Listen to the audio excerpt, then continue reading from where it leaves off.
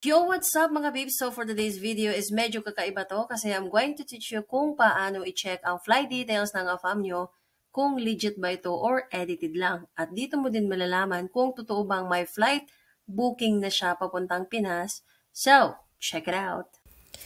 Ang pinaka-importante sa lahat is alam mo dapat ang air company niya. I-download mo ito, tapos gumawa ka ng account gamit ang email mo. Then, kunin mo yung booking reference or yung flight number. Kasi yon yung pinaka-importante.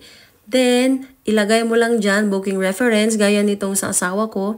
Flight niya this September 24. Dapat alam mo yung full name niya din. Tapos, i-add booking mo lang siya. After mong ma-add booking, lalabas na dyan yung full details ng flight niya. At ito yung legit na flight. Kapag may lumabas, tumpak, legit na pupuntahan ka sa Pinas. Kapag walang lumabas, meaning nga, edited yan mga peeps. Ayun, I hope na may natutunan kayo sa video na ito, kaya simulan mo nang mag-imbestiga. So, love what you see, hit like and follow to stay connected with me every day.